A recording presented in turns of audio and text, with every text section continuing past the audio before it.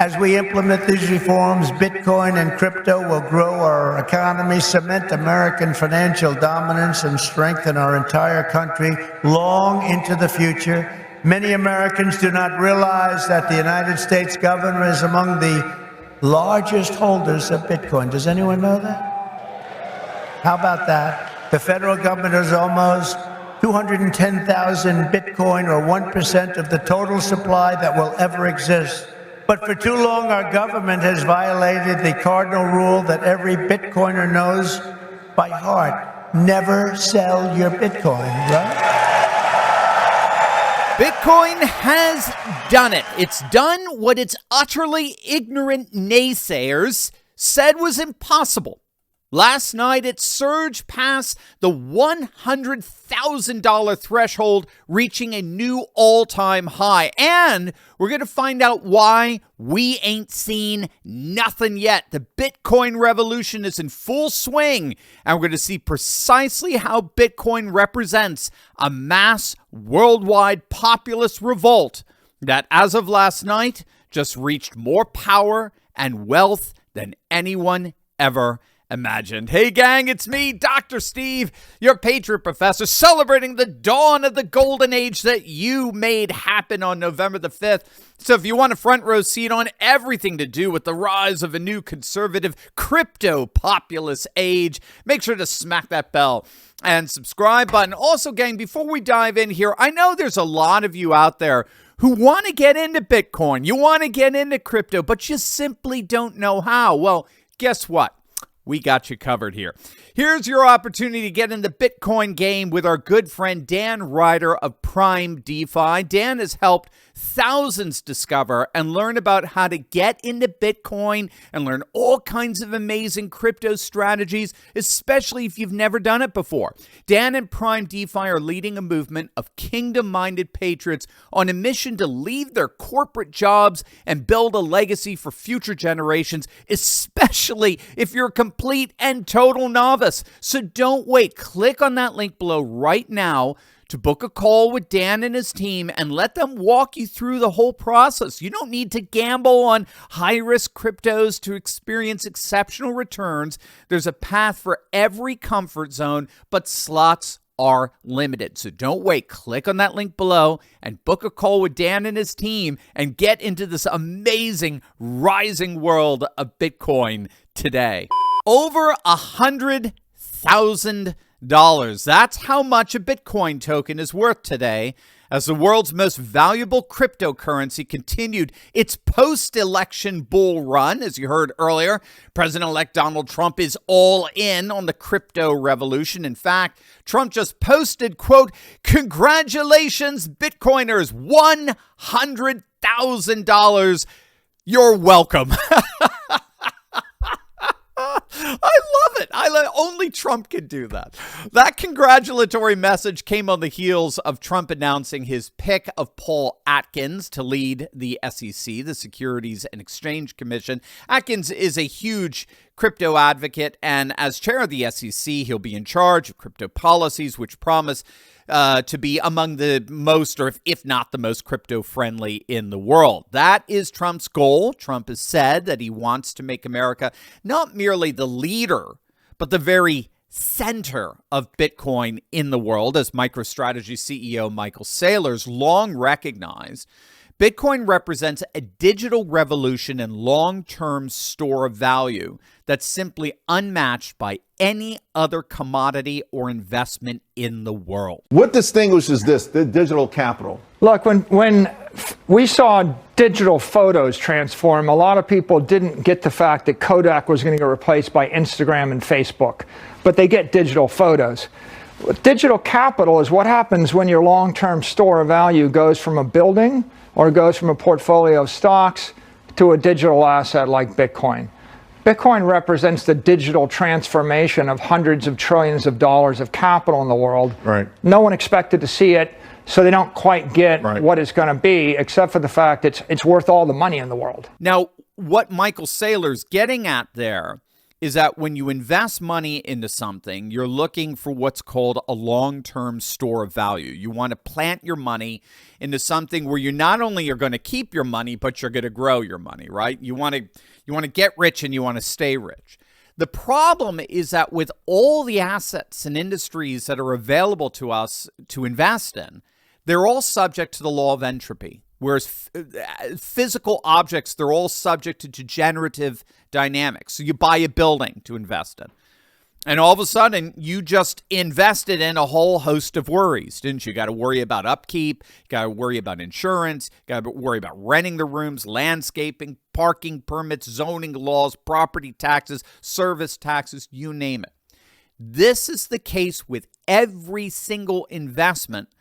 You're constantly battling the degenerative processes of entropy, which all bleed money. They all place an exorbitant cost on the investment. But then along comes a new dimension of reality that's called cyberspace.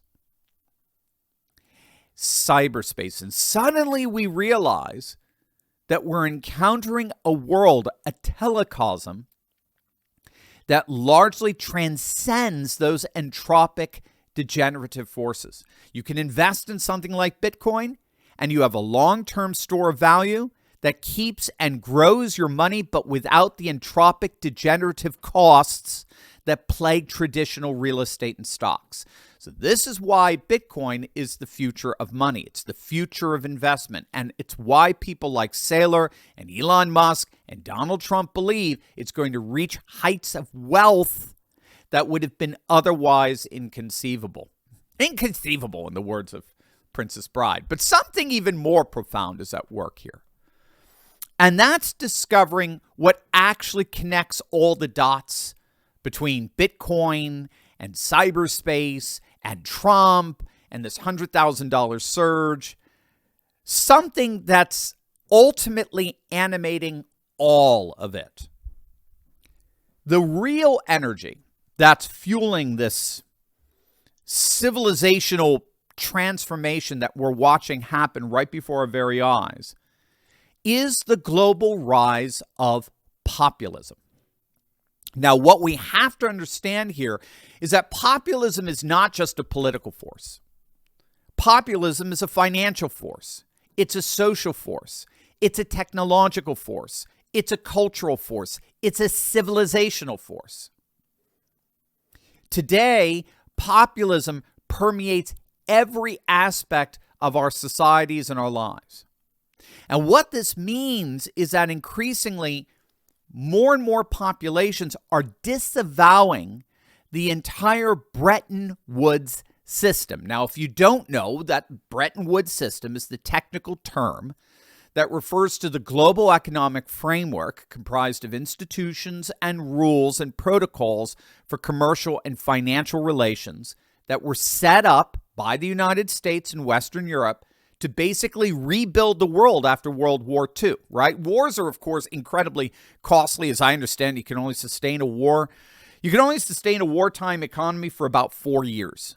That's one of the reasons why wars tend to dissipate after 4 years. Wartime economies tend to collapse. And the world, both East and West, Japan and Europe, they were ravaged after World War II. And so a new economic and political system was erected called the Bretton Woods system, which established the principal financial institutions and interlocked international central banks and recalibrated economies around mass corporate conglomerates. And what more and more populations have recognized of late is that despite all the benefits of such a system, the system is nevertheless inherently rigged.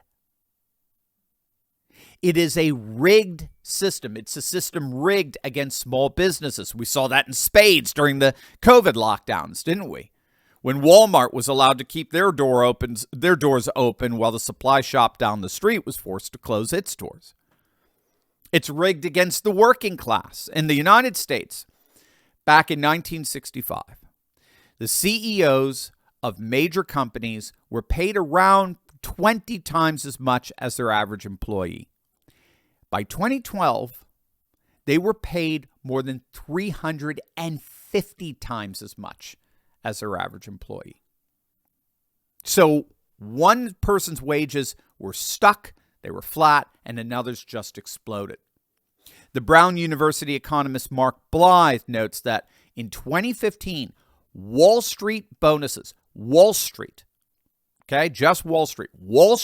bonuses totaled nearly $30 billion, while the total compensation for all Americans working for minimum wage was half of that, $14 billion. So there is a growing sense that the Bretton Woods system benefits the few at the expense of the many.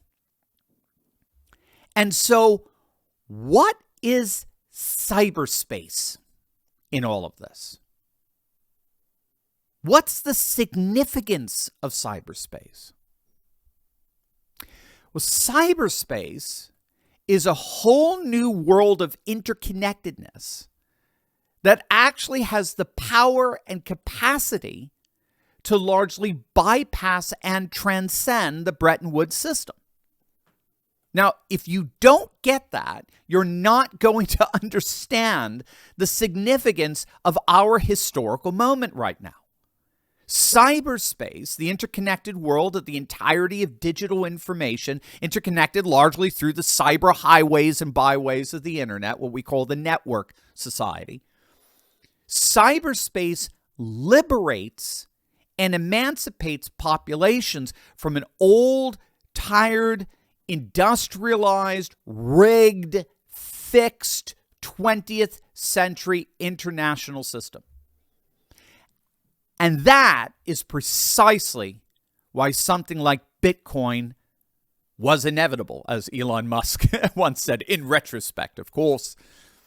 Back in 2017, Miles Johnson of the Financial Times wrote a piece entitled, "Bitcoin is a faith-based financial asset for a populist era." Again, it was written back in 2017, right around the time when Bitcoin first hit 10,000. And his article began by citing a tweet posted by a Bitcoin enthusiast that read, quote, "You, a Wall Street trader, spent years in school learning the minutia of finance, 10 years of 100-hour work weeks, never see your family, super excited about your 10% returns this year. Me, a Bitcoiner, read some books, shit posted on Twitter, ate some steaks, enjoying 900% returns."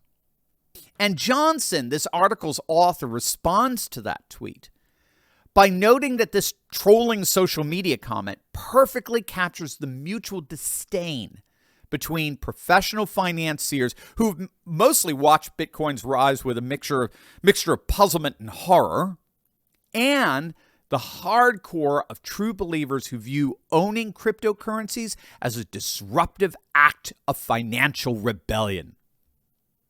And he goes on to point out that the rise of Bitcoin is directly correlated with a comparable collapse in confidence in traditional forms of authority and disdain for experts, particularly financial experts. I mean, after all, we're all living in the shadow of the fallout from the 2008 global financial crisis, the GFC, and its bailouts were, again, in retrospect, effectively, we might call them Fauciism for finance, right? Finance Fauciism or something. I mean, the global financial crisis severely discredited the entire banking system and investing world. And here's the key, and I'll wrap it all up with this.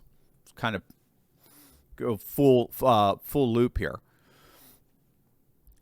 It is foundationally fallacious. It is foundationally fallacious to interpret the rise of Bitcoin, as so many of these now thoroughly discredited financial experts do and have done, by appealing to the standards of evaluation from those very financial institutions that are being overwhelmingly rejected. It is foundationally fallacious to try to understand Bitcoin by the logic of the very institutions that Bitcoin enthusiasts overwhelmingly reject. Ultimately, Bitcoin is not so much a financial asset. It's a barometer. It's an indicator of the worldwide populist forces that have amassed against a rigged system that more and more and more and more and more people no longer want to be a part of. That is why Trump, the populist par excellence, is so bullish on Bitcoin. That is why Elon Musk, who the system has been doing everything it can to frustrate and impede, is so bullish. That's why El Salvador's great president Nayib Bukele is so bullish on Bitcoin. That is why I, as your Patriot professor, am so bullish. This is not ultimately a currency or an asset or an investment. It is freedom. It is freedom in its cyber form, in its telecosmic form. It is a symbol of emancipation. It is a symbol of a future, in the words of Elon, that is going to be absolutely amazing.